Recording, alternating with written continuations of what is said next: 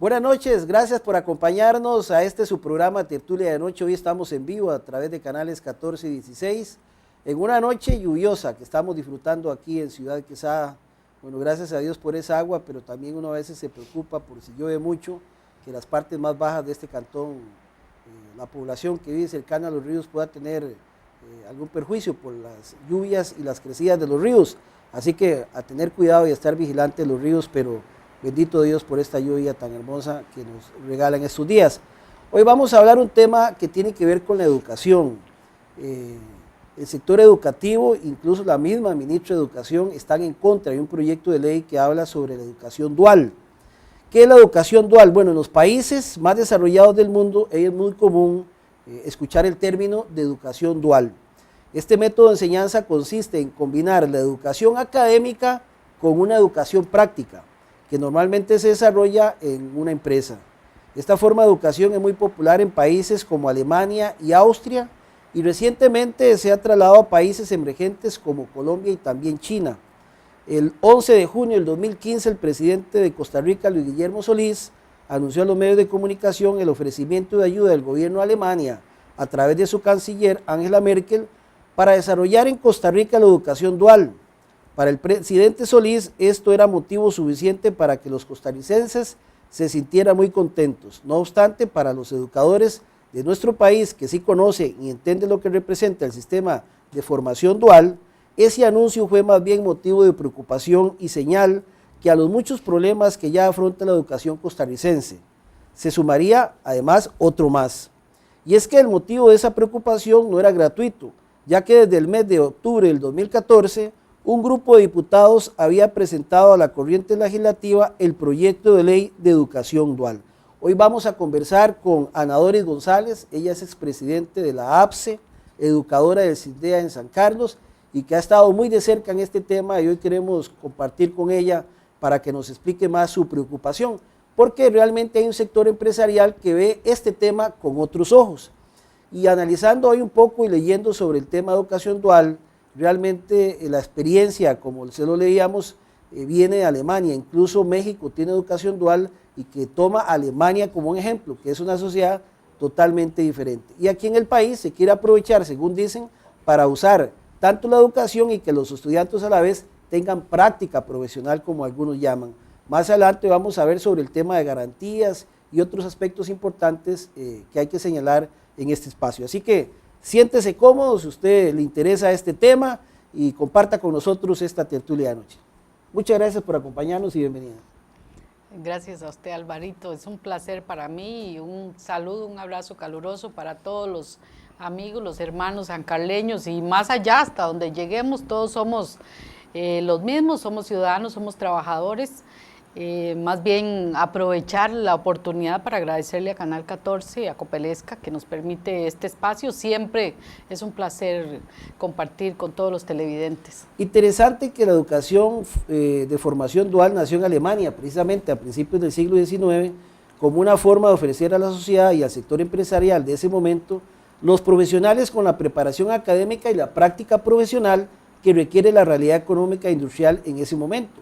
En ese contexto, el sistema de educación dual se extendió y consolidó como una opción de inserción temprana de los educandos en el mercado de trabajo. ¿Cuál es la preocupación de ustedes y cómo ven esta propuesta? Bueno, que ya no es una propuesta, es un proyecto de ley. Ya ha sido dictaminado positivamente en la Comisión de Ciencia y Tecnología, en la que está este proyecto. Solo falta darle el firme para que pase al plenario legislativo. Esta comisión se reúne los martes. Y nosotros en la APSE tenemos ya más de un año, alrededor de año y medio, de estar siempre presentes en esa comisión los martes a las 10 de la mañana. Siempre hemos estado ahí presentes para que quede de manifiesto latente y fuerte la oposición de la APSE a este proyecto de ley por el fondo del proyecto. Y Alvarito, es que es un problema porque generalmente los proyectos de este tipo son una copia o un modelo, por decirlo de alguna manera, un modelo de otros países. Y resulta que a nosotros nos parece, cuando yo digo nosotros me refiero a la APSE, a nosotros nos parece que los proyectos de ley sobre el tema de educación en este país deben ser analizados muy cuidadosamente con los expertos, o sea, nosotros, los pedagogos, nosotros somos los expertos, claro. Somos nosotros los que estamos en las aulas. No es posible que los proyectos de ley se copien, a golpe de tambor, se copian, se quieren implementar, se quiere obligar a los ciudadanos, se quiere obligar a los trabajadores de la educación a implementar proyectos o modelos que no tienen nada que ver con nosotros. En este proyecto específicamente, repito, por el fondo, hay que ser muy cuidadoso porque algunos aspectos que están ahí definitivamente no son sanos ni convenientes para nuestros muchachos. Estamos hablando de muchachos de 15 años. Usted no puede comparar, para dar una apreciación rápida, usted no puede comparar, o no es lo mismo, un muchacho alemán de 15 años que un muchacho tico de 15 años. Y ahí diría yo que podríamos empezar hablando de eso, es decir, no puede usted decir que lo que funciona para un muchachito de Costa Rica de 15 años, que para nosotros son niños prácticamente, a un muchacho europeo. ¿Y cómo sería la incorporación que ellos quieren hacer? Bueno, por supuesto que los empresarios felices de la vida. Yo debo decir que este proyecto nació como una necesidad, diría yo. Así se lo expresé yo en su momento al exministro de Trabajo, Víctor Morales. Él tenía una iniciativa para impulsar un proyecto, la Estrategia de Empleo y Producción, 2015. Un documento que él reunió a las organizaciones sindicales y les hizo entrega del documento. ¿Y está en el Plan Nacional de Gobierno también? Está en el Plan Nacional de Gobierno. Y entonces requiere de la aprobación del proyecto de educación dual para implementar esa estrategia de empleo y producción, que habla del Empléate Plus, etcétera, que es también para lanzar a los muchachos de 15 años a la fuerza laboral. O sea, yo debo ser clarísima, para nosotros los trabajadores de la educación, el muchacho, el adolescente, el joven, debe de estar en un centro educativo formal. Vea qué interesante, dice que, por ejemplo, las ventajas, dice que para una empresa el modelo se convierte en una forma de reclutamiento y en la oportunidad de elegir candidatos entrenados para sus propias necesidades. Esto lo saqué del Financiero de gente que está a favor. Dice que el estudio, la escasez de talento, continúa realizado por la firma, un grupo que hace encuestas, reveló que el 51% de 620 empleadores costarricenses consultados en el 2014 expresó dificultades para conseguir personal idóneo para realizar las tareas en sus empresas. La falta de competencias técnicas, inopia de candidatos disponibles y con experiencia fueron las principales razones detrás de la dificultad para encontrar la mano de obra requerida. Por su parte, los jóvenes estudiantes se benefician de un proceso que abre las puertas para ingresar al mercado laboral o al menos ganar experiencia. Ellos lo ven de esa forma. Es como ir reclutando para tener gente con experiencia en sus empresas. Capacitada y actualizada. Claro. Bueno, y a mí eso me parece razonable, ¿verdad? Si yo tuviera una empresa, también querría personal capacitado, actualizado. Eso es razonable. Pero eso es diferente a decir que nuestros muchachos, con nuestra propia idiosincrasia, con nuestra cultura, que nuestros muchachitos los vamos a lanzar a las empresas, a un medio al que ellos no están acostumbrados, que no tienen la preparación ni la madurez suficiente para ir a defenderse y a desenvolverse ahí. ¿Por qué estoy diciendo que los vamos a lanzar? Porque precisamente los vamos a hacer tirados en las empresas, para que vayan a jugársela como un vaquero, como decimos en el pueblo. ¿Por qué? Porque resulta que este proyecto de ley no contempla ningún procedimiento, ningún reglamento. No dice absolutamente nada de cómo vamos nosotros a cuidar a esos chicos ahí en estas empresas. El profesor, el docente, yo como docente, no voy a entrar a la empresa. Yo no voy a entrar. No soy yo la que los va a supervisar, no soy yo la que los va a cuidar, no soy yo la que los va a vigilar, no soy yo la que va a estar ahí para darle la mano a uno de nuestros muchachos si pasa algo. Es decir, ellos van a estar expuestos ¿a qué? Bueno, podríamos decir, están expuestos a formas de acoso de algún tipo. ellos van a estar ahí con trabajadores de la empresa, porque resulta que un funcionario de esa empresa va a ser el mentor de los chiquillos míos, de los que yo tengo en el aula.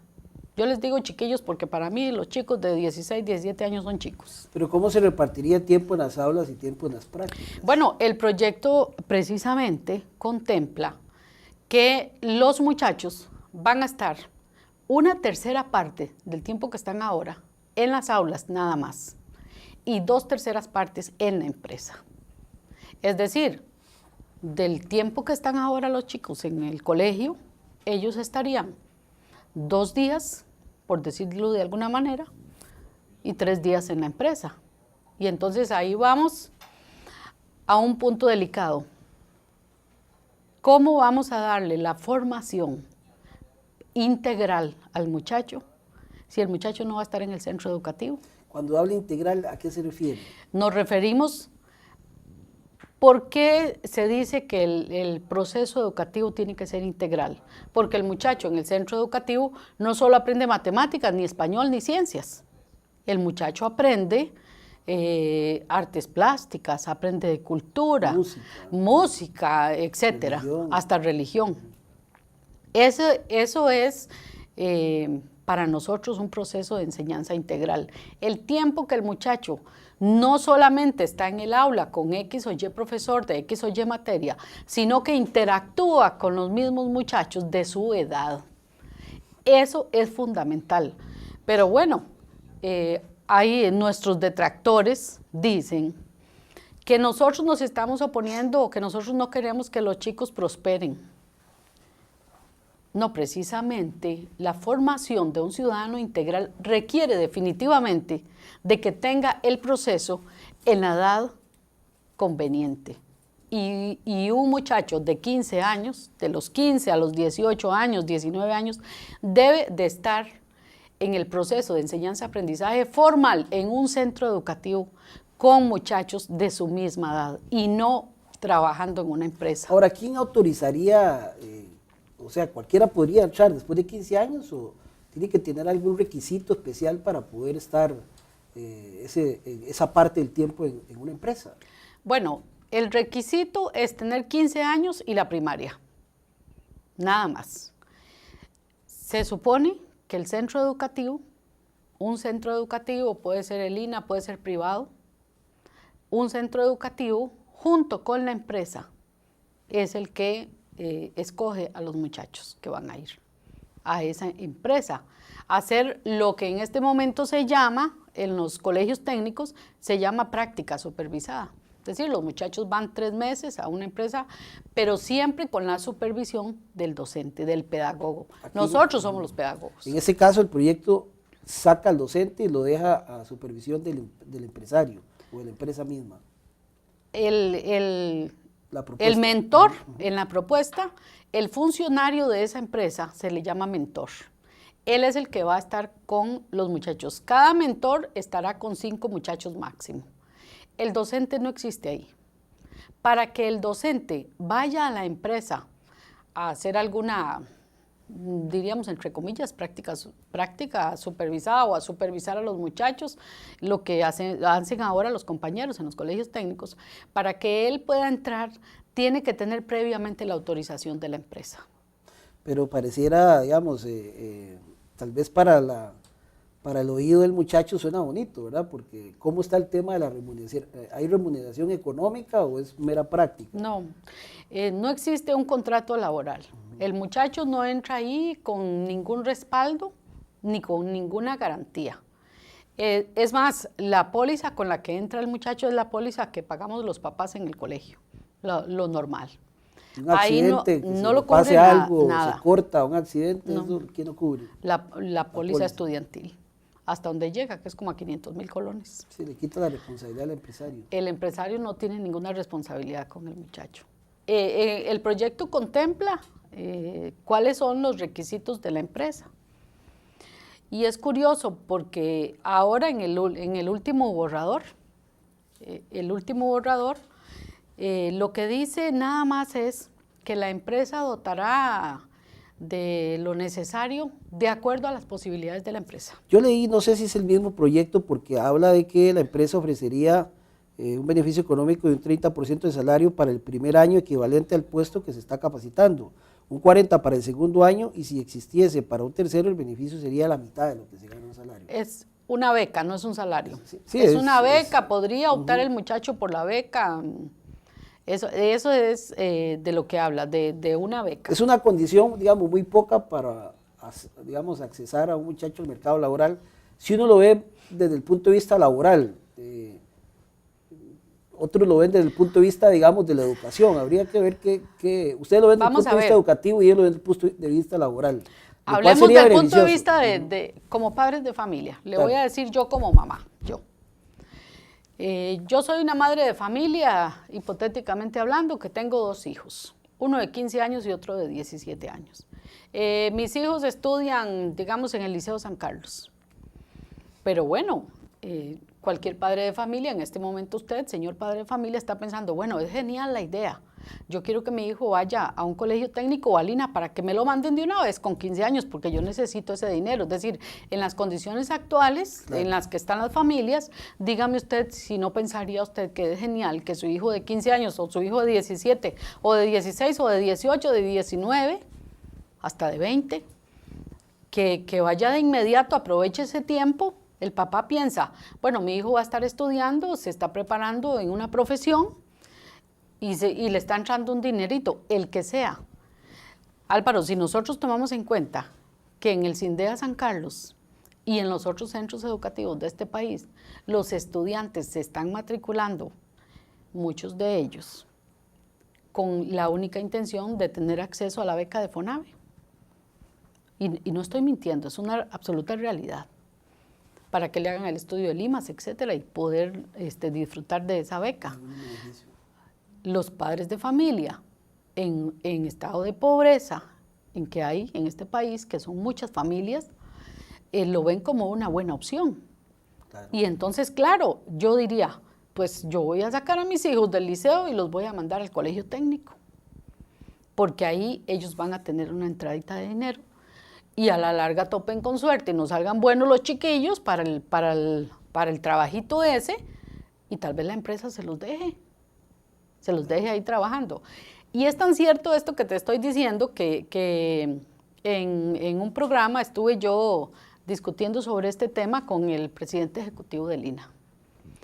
Y entonces a él le parecía genial, porque él daba el ejemplo de una playa, de un hotel muy fino ahí en Guanacaste, y decía que mandaron 50 estudiantes de Lina para prepararse ahí como mucamas, etcétera, todas estas labores que hacen ahí. Y entonces él decía, bueno, de estos 50 no todos pasaron. Yo me imaginaba que la prueba genial para graduarse uno de mucama sería tirar una moneda en la cama, ¿verdad? Si brincó la monedita, yo soy excelente. Si no brincó, pues voy para atrás. Él así lo planteaba. Yo me molesté muchísimo porque yo pensé en los muchachos a los que no les brincó la monedita en la cama. Y entonces yo le pregunté para dónde iban esos muchachos. Digamos, de los 50 lograron quedarse 15. Y él dijo, bueno, habrán otros hoteles que no son 5 estrellas, pero 2 estrellas o 1 estrella, y tal vez ahí los contraten. Y en ese proceso de que yo me llevé el chasco como mamá, que mi hija o mi hijo no lograron alcanzar ese nivel para que se los dejara esa empresa, entonces los voy a mandar ahí para atender camas a un hotelillo de 2 estrellas, si logra salir. De paso, dejó el proceso de enseñanza botado, porque ¿cuál es el interés de una familia en condición de pobreza? Sí, el ingreso económico. Es comer. Sí. Entonces, yo escojo que mi hijo vaya a ganarse unos 5 y lo saco.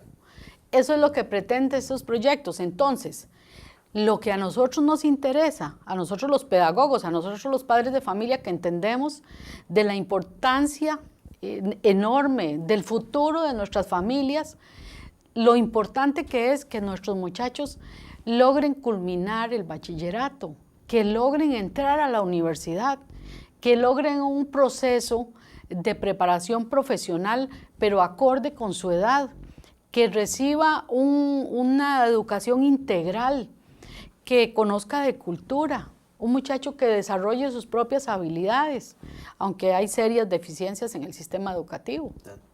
Eso es innegable, pero ese es otro tema. Yo le planteaba al ministro de Trabajo, en una reunión que hizo él con las organizaciones sindicales, en la que nos entregó esa propuesta de empleo y productividad que tenía él. Cuando yo vi el proyecto de educación dual, yo le dije inmediatamente que no. ¿Por qué? Porque nosotros tenemos instituciones que hacen este tipo de trabajo, este tipo de formación se da. Y yo le decía entonces a don Víctor Morales, que en ese momento era el ministro de Trabajo, y yo le dije, pero es que nosotros tenemos a Lina, fortalezcamos a Lina. Tenemos los colegios técnicos, fortalezcamos los colegios técnicos, actualizamos, bueno, actualicemos. Eso, tal vez es otro tema, pero sí hay también una discusión y una preocupación de que se quiere más bien debilitar a Lina. Por supuesto, el Entonces, INA entra digamos, dentro de este proyecto. ¿Qué es lo que se quiere al final, verdad? Tal vez, Ana Doris, pero si algún televidente, estamos en vivo, quiere hacer alguna pregunta o algún comentario, ya se me cayó el cosito del audio, llámenos al 2460-6200 para que usted también pueda compartir con nosotros este tema, que sabemos que es de mucho interés para los educadores, porque incluso han hecho una manifestación hace poco en la Asamblea Legislativa. Tengo que decir también que la ministra de Educación está en contra, aquí tengo la posición de ella que ahora vamos a leer, y nos interesa que también participe. Hagamos una pausa comercial primero y vamos a regresar. ¿Tenemos llamada? ¿Qué hacemos? ¿Vamos a corte? Bueno, vamos al corte y ya volvemos con más de Tertulia de Noche. Ya regresamos.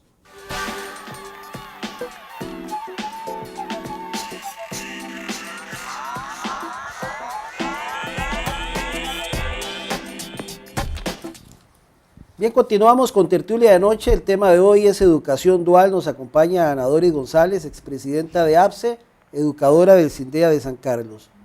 Decía antes de los comerciales que la ministra de Educación está en contra, y me extraña mucho, ¿verdad? Pareciera como que no se ponen de acuerdo en el gobierno, porque eso está en el Plan Nacional de Gobierno, ¿verdad?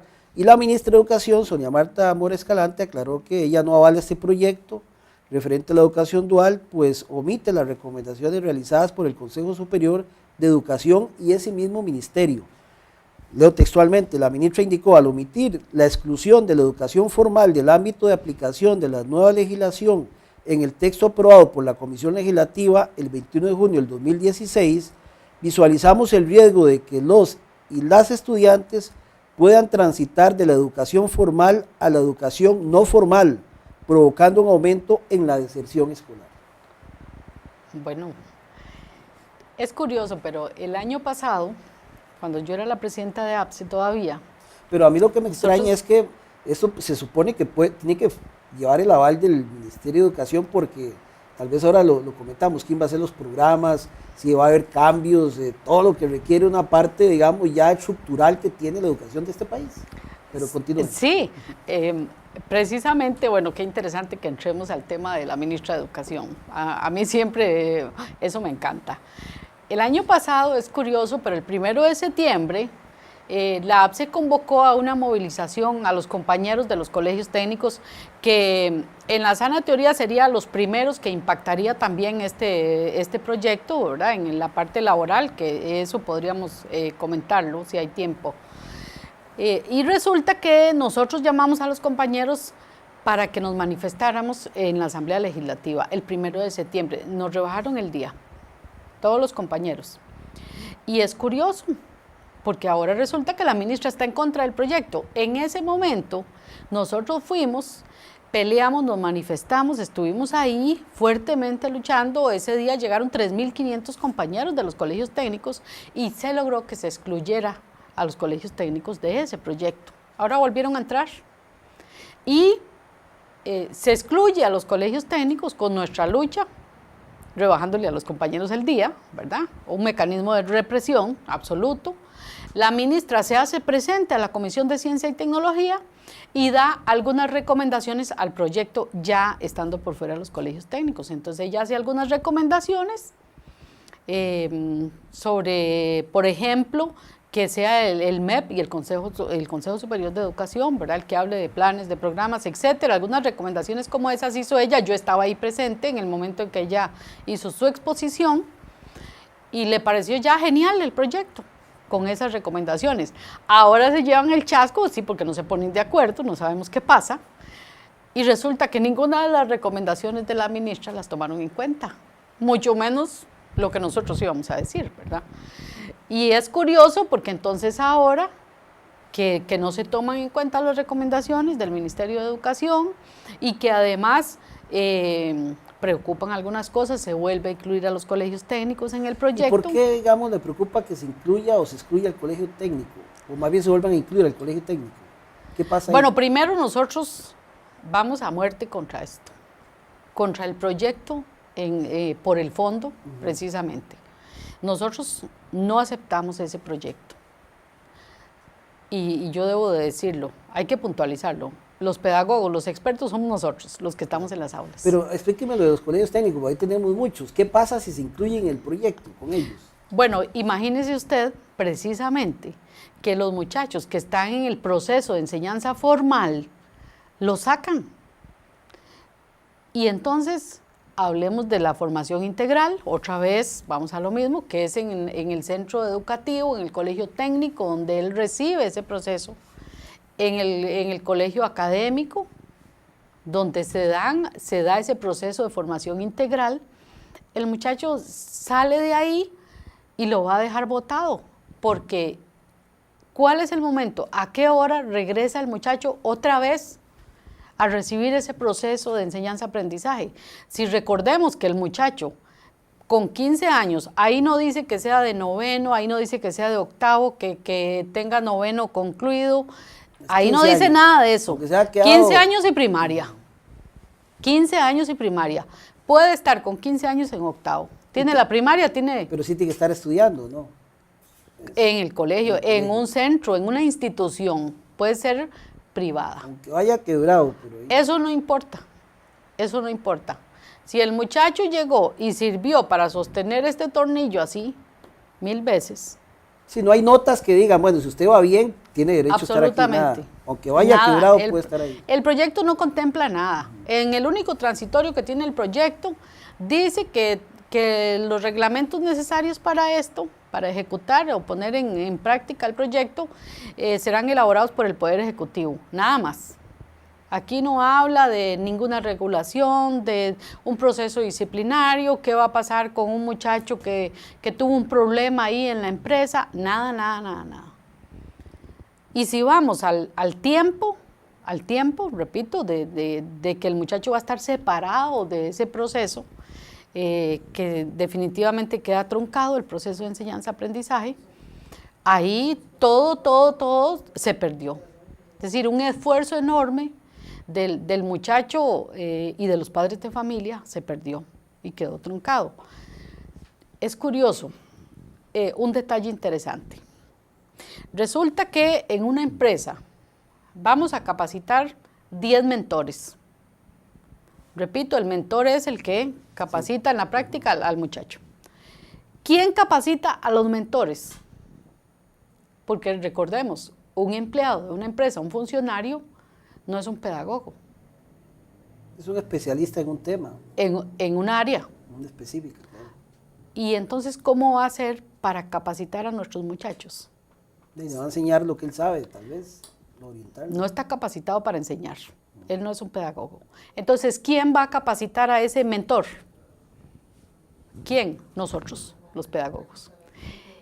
Esto es poner el Ministerio de Educación Pública, los recursos del Estado, al servicio de las empresas, porque somos nosotros los que recibimos nuestro salario con los impuestos que todos nosotros pagamos, los que vamos a capacitar a los mentores. Entonces resulta que el INA, los centros educativos de este país, públicos, van a estar al servicio de las empresas para que capacite a los funcionarios de las empresas, para que ellos capaciten en la práctica a nuestros muchachos. Y entonces esto suena y uno dice, ¿cómo? Los recursos, todos los recursos del Estado al servicio de las empresas. Y yo preguntaba a los compañeros del INA, por ejemplo, les decía, bueno, manifiéstense, digan ustedes qué opinan de esto. Y yo les decía, si yo tengo una empresa, me capacitan a 10 funcionarios, ya están capacitados para hacer eso, ¿para qué necesito al centro educativo yo después? ¿Para qué lo necesito? ¿Para qué necesito al INA? Ya me capacitó a 10 funcionarios. Esos 10 pueden tener 5 muchachos, 5 aprendices a su cargo. Serían 50. También, tal vez, digamos, ahora que estamos analizando esto, ver incluso la posición del PANI, ¿verdad? ¿Qué pasa en caso de que haya algún abuso?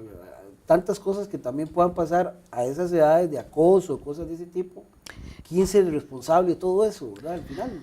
La empresa tiene, la única responsabilidad que tiene la empresa es de comunicarle al centro educativo, nada más. Solo comunicó. No dice quién va a hacer el procedimiento. Imagínense nosotros, los docentes, haciendo un proceso disciplinario a un muchacho que cometió una falta en una empresa y nosotros ni siquiera podemos entrar a esa empresa. A nada. Y resulta que van a sacar al muchacho, nos lo van a devolver, como digo yo, nos lo devuelven. Sí, salió vea, chueco. Este no sirvió, salió chueco, o sea, jaló una torta ahí, se lo devuelvo. Bueno, hubo un accidente, le cortó una mano a uno de los muchachos, tome, se lo devuelvo, porque ya sin una mano no me sirve. ¿Quién cubrió eso? El proyecto no dice absolutamente nada de eso. Ahora, ¿qué pasa con, bueno, si vamos a decir que están un tiempo en una tercera parte, me dijo usted? Una tercera parte. ¿Qué pasa con los educadores? Porque se quedaron sin trabajo. Menos educadores, pareciera. ¿Qué pasa con esa parte de educación de los educadores? Que también hay unas aulas, algunos se han visto disminuidas porque, digamos, niños de colegio, de escuela o de kinder, a veces van menos, hay cada vez menos niños, entonces ven incluso reducido su cantidad de lecciones. Bueno, ahora con esto, ¿qué pasa con todos los educadores de costarricenses? Bueno, ahí es donde está el asunto y ya iríamos a la parte de la repercusión para los trabajadores de la educación, porque resulta que entonces, yo le decía a los compañeros a una asamblea que fui, y les decía, miren compañeros, los que trabajan en los colegios académicos no pueden estar contentitos con esto, porque alguno podría estar pensando, uy, qué salado, los que trabajan en colegios técnicos se van a quedar sin trabajo, porque ¿para qué se ocupa entonces el profesor de música? No, ¿y para qué se ocupa, por ejemplo, bueno, yo no sé, orientación cívica? No hay tiempo para nada de eso. Música, educación física, artes plásticas, no sé, algunas otras materias, en esa perspectiva para que el muchacho vaya a trabajar en una empresa. Si con costos van algunos a esas lecciones. Bueno, el asunto es que de por sí no va a haber tiempo. A eso me refería yo cuando ese proceso integral de formación quedó truncado totalmente. Entonces resulta que yo molestando a uno de los compañeros le decía, compañerito, no se estrese, porque con estos proyectos al Estado no le interesa que los chiquillos sepan ni papa de música, ni que toquen un instrumento musical, ni siquiera le interesa saber si usted puede cantar, y que haga algún deporte, etcétera. A nadie le interesa. Solo le interesa que pueda atender la cama para que la monedita brinque, nada más. Y entonces resulta que los trabajadores, nuestros compañeros, se quedaron sin trabajo. Y le decía yo a los otros compañeros que trabajan en los colegios académicos, bueno, no se sientan tranquilos, porque entonces, ¿a dónde creen ustedes que van a buscar los compañeros del colegio técnico que se quedaron sin trabajo? ¿A dónde van a ir a buscar esas lecciones que hacen falta para poder comer? Al colegio académico. Y entonces, el compañero que está en propiedad busca completar en otro colegio y entonces va desplazando al compañero interino. Y entonces los interinos se van quedando sin trabajo. Bueno, eso es al final lo que quiere el Estado. Aunque el Estado somos todos nosotros, pero ya sabemos que es la realidad del gobierno, digamos. El gobierno, ¿qué es lo que quiere? Reducir el gasto. Reducir el gasto. Bueno, para que lo gasten las empresas, porque ellas son las que van a disfrutar. Repito, somos nosotros los que vamos a capacitar a los mentores. Ahora, ¿quién haría todo lo que son lo que llaman los programas de educación? Es que no sé cómo, bueno, porque usted dice que no está, pero no sé cómo pueden amarrar una cosa con la otra, digamos. Habría que tener un cambio de los programas de educación o no. ¿Quién se encargaría de eso? ¿El proyecto establece alguna comisión que se estaría revisando eso a nivel global? Los planes y programas los harían las instituciones educativas. Así lo dice el proyecto específicamente.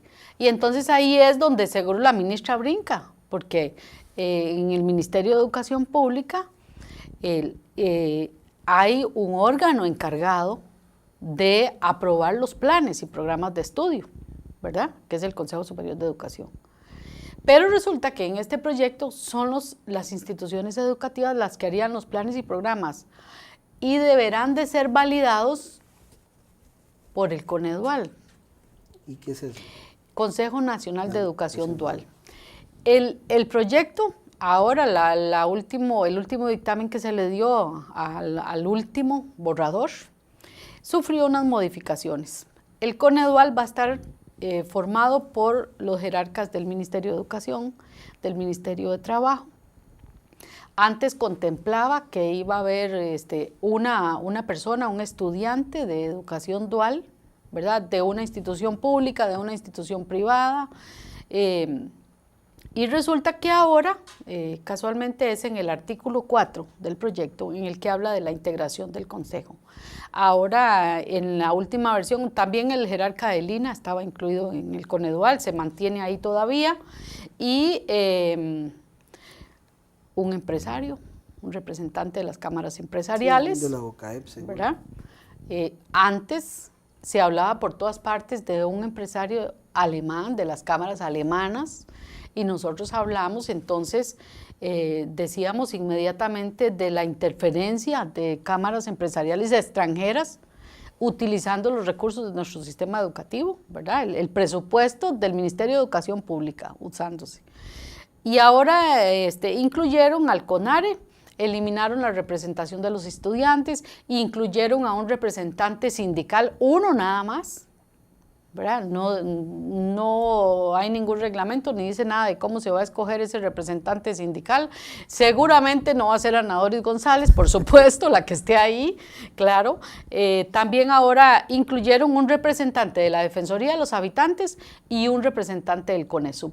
Entonces están como subsanando cositas y cosas que nosotros hemos acotado sobre los defectos y los problemas de este proyecto, que han sido puntualísimos. Nosotros hemos hecho una exposición amplísima de este tema. El año pasado, repito, estuvimos ahí en todos los momentos que teníamos espacio, entramos. Yo estuve en una de las audiencias que nos dieron, ¿verdad? Que tuvimos que pelear para que nos dieran una audiencia.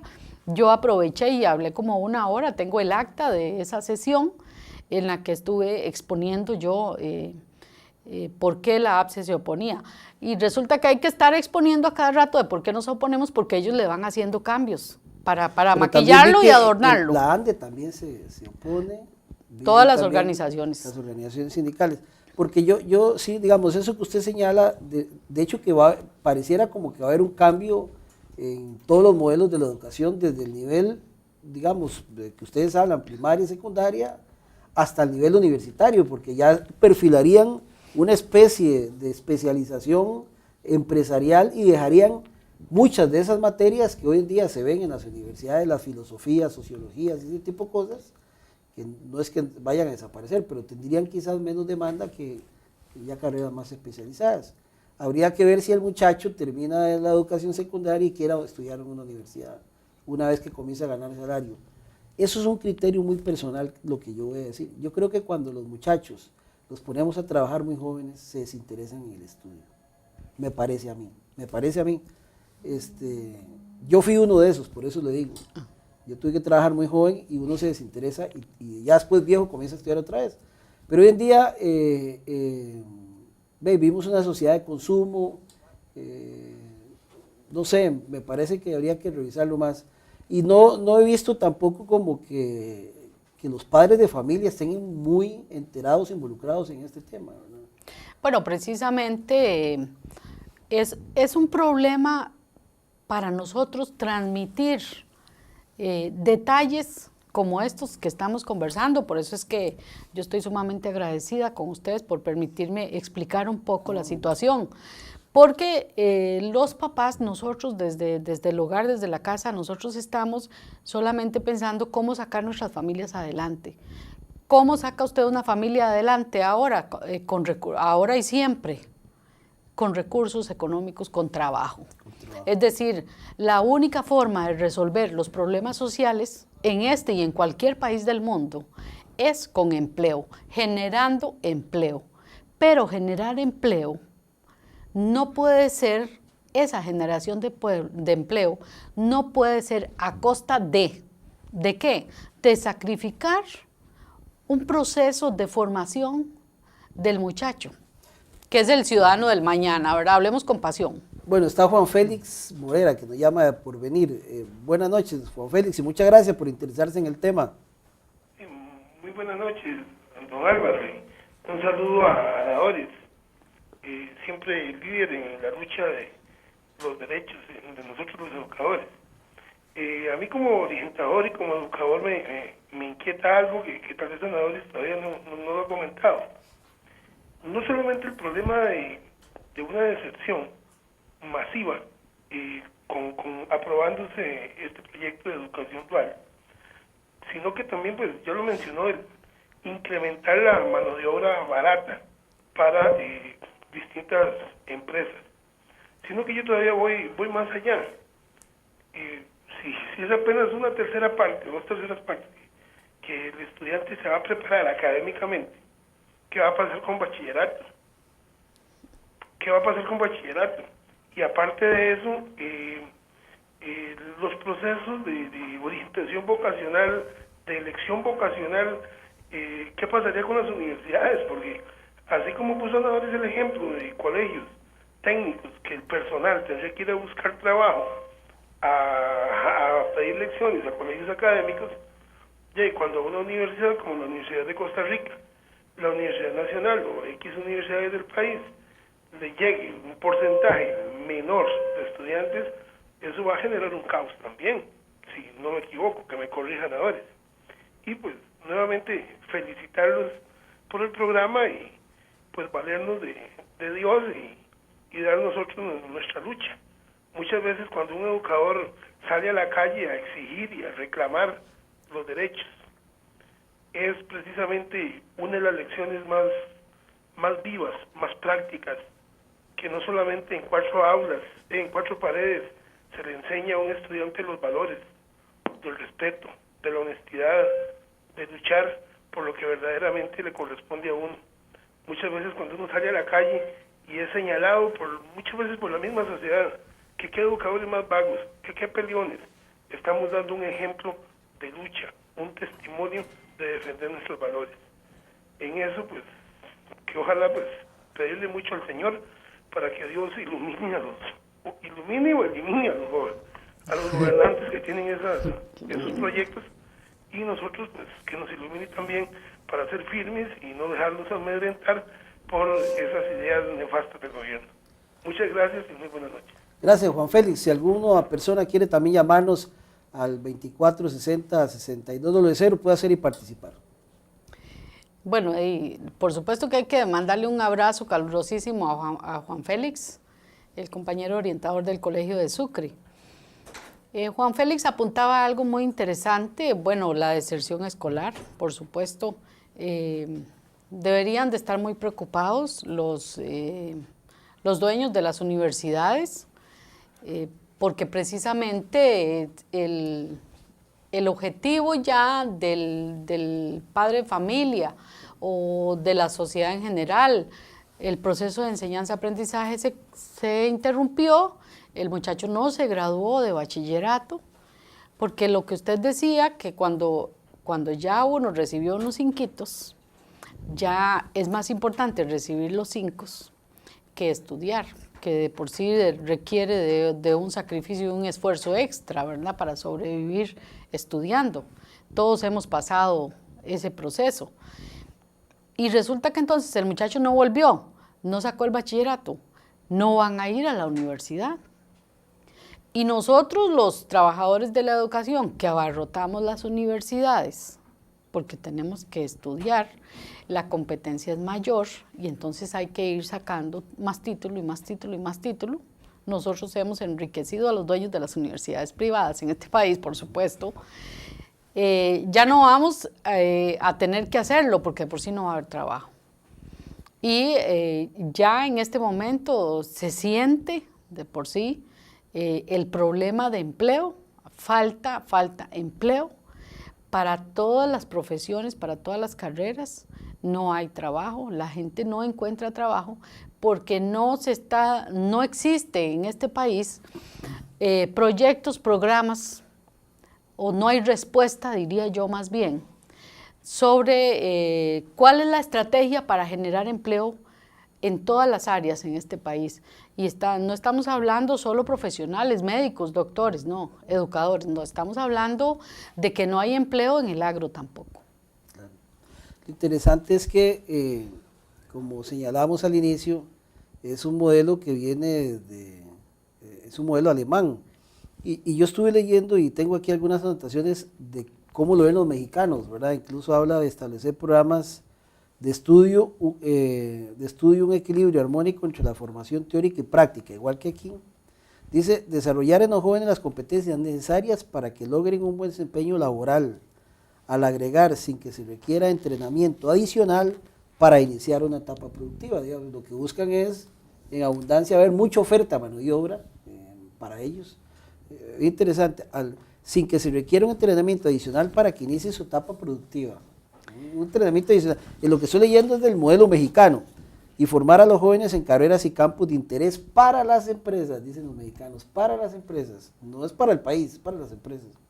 El modelo alemán, también copia algunas cosas del modelo alemán, dice, consenso acerca de la idoneidad del lugar de trabajo para la formación de los jóvenes, igual que el mexicano y los vínculos, no solo entre el educando y el plantel educativo, sino también, sobre todo, con una empresa u organización. Duración habla de 2 años y formación y certificación adecuada de instructores, la inscripción de los contratos de empresas y educando en una tercera institución para tener constancia y control. Por lo menos los alemanes sí hablan de tener un control sobre eso. Pero sí es claro que es muy similar, ¿verdad? Y también hablábamos antes de la necesidad que tiene las empresas de buscar un poco más de mano de obra para adquirir sus necesidades. Ahora, ¿en qué plano está este proyecto en la Asamblea? ¿Qué lo habían hecho los educadores con los diputados? ¿Hasta dónde van a llegar? Bueno, antes de eso, vos acabas de leer ahí sobre el plan mexicano, pero si usted lee en el proyecto, es parecidísimo. Sí, el objetivo, es decir, el planteamiento y la justificación en el proyecto es parecido. Es decir, el objetivo es favorecer a las empresas con mano de obra. Ese es el objetivo primordial. Y es curioso, pero en todo el fondo de este proyecto, lo que se rebalsa por todas partes es la necesidad que tienen las cámaras empresariales para encontrar su mano de obra, etcétera, etcétera, a cualquier costo. Bueno, ahí está escrito. Este proyecto, que ya ha estado prácticamente 1 año y 7 meses en la Asamblea Legislativa, en la Comisión de Ciencia y Tecnología, fue dictaminado positivamente, debe dársele, aprobar, como decimos nosotros, aprobar en firme el acta de la Comisión de Ciencia y Tecnología, que es lo que no han hecho o no han podido hacer. Porque con la presión de las organizaciones, la APSE ha estado ahí presente en todo momento. Las últimas 2 sesiones, la semana pasada, que es los martes, repito, la semana pasada y esta semana fueron suspendidas la sesión de la comisión. Vacaciones todos. No, yo diría que ellos están viendo a ver cómo pinta. Sí. Digo yo no soy la experta, yo soy profesora. Claro. Yo lo que trato es de leer y ponerme al día para que no nos vayan rodando. Y yo le digo a los compañeros, a los trabajadores de la educación en general,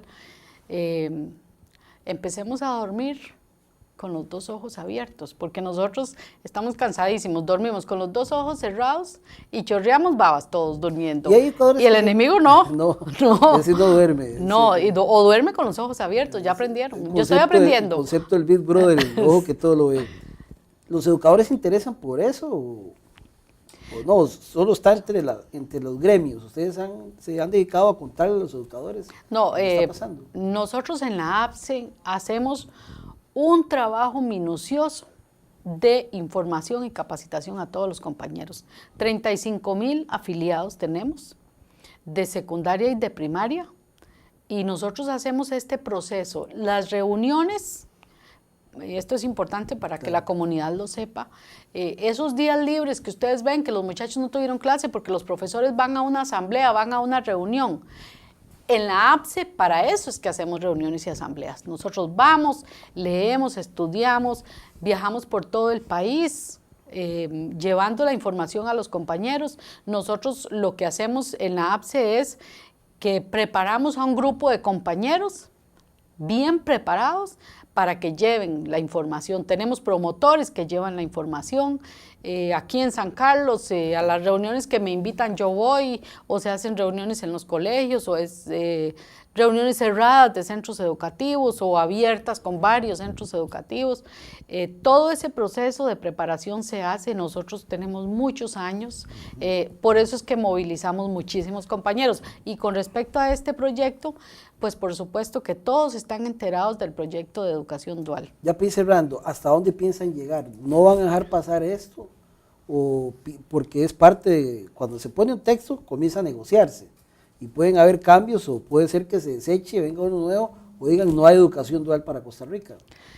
El proyecto ha sido modificado muchas veces ya en la comisión, repito.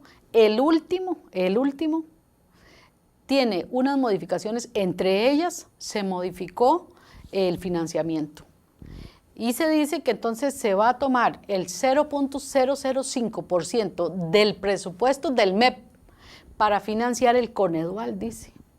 Sí, van a quitar plata. Es decir, a la educación como de por sí tenemos tantísima, ¿verdad? Que no hemos llegado al 8% de ley, ahora una parte de ese presupuesto se va a tomar para financiar al Conedual. Es decir, ese tipo de modificaciones han hecho que esté el último borrador ya dictaminado positivamente. Ahora puede entrar al plenario legislativo a discutirse y ahí puede sufrir modificaciones para mejor o para peor. Como sea, de cualquier manera, la APSE está en contra de este proyecto por el fondo del proyecto. Es decir, nosotros no aceptamos, no se trata de presentar una moción para modificar, no, es que en su totalidad este proyecto debe ser eliminado porque traerá seriosísimas consecuencias. ¿Y los diputados?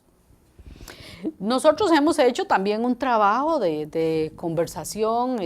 Yo fui muchas veces también a las diferentes fracciones a conversar, pero por lo menos con los compañeros de diputados de la fracción del Frente Amplio hemos tenido respuestas positivas. Hay un diputado que fue secretario general de la APSE, Carlos Hernández, que ha hecho un trabajo importantísimo en la Comisión de Ciencia y Tecnología. Él está ahí, por suerte, por eso es que nosotros hemos estado muy cerca y sabemos muy bien el proceso que ha llevado este proyecto. Ya ¿en qué etapa está? Bueno, debe dársele el firme en la comisión para entrar al plenario legislativo. ¿Y nosotros dónde estamos? ¿Dónde estamos los trabajadores de la educación? ¿Dónde estamos los afiliados de la APSE? Estamos en la calle. Nosotros en estas vacaciones, como decimos en mi colegio, a descansar cuando se muera. En estas vacaciones, la APSE ha estado permanentemente en piquetes, ahí frente a la Asamblea Legislativa, en las barras. Mañana jueves, el jueves nosotros entramos, el jueves de esta semana, entramos a las barras, los de la regional de San Carlos. A nosotros nos toca, lo que hemos hecho es distribuir los días entre las regionales que tiene la APSE. A nosotros nos toca el jueves de esta semana y vamos a estar ahí en las barras y vamos a continuar haciendo lo único que podemos hacer los ciudadanos de este país: protestar, estar ahí diciendo no cuando no estamos de acuerdo o diciendo sí cuando sí estamos de acuerdo. Pero de momento nosotros estamos en contra de varios proyectos, pero puntualmente del proyecto de educación dual 19.019 y muy fuerte, muy dura la lucha vamos a darla contra el proyecto 19.506 de Sandra Piz, que es el proyecto de empleo público. Bien, muchas gracias, Ana Doris, por habernos acompañado. Vamos a estar pendientes de qué va a resolver esto. A ustedes también, ojalá que estén informados con este programa de Tertulia de Noche de hoy. Para los compañeros que lo vieron y que otros no lo pudieron ver hoy, recomiéndenle que este programa se repite los domingos a las 6 de la tarde, Tertulia de Noche. Muchísimas gracias por habernos acompañado y nos vemos la próxima semana. La próxima semana vamos a hablar sobre la ley de maltrato animal. Es un tema también muy interesante que está en el tapete de la discusión en nuestro país. Gracias, buenas noches.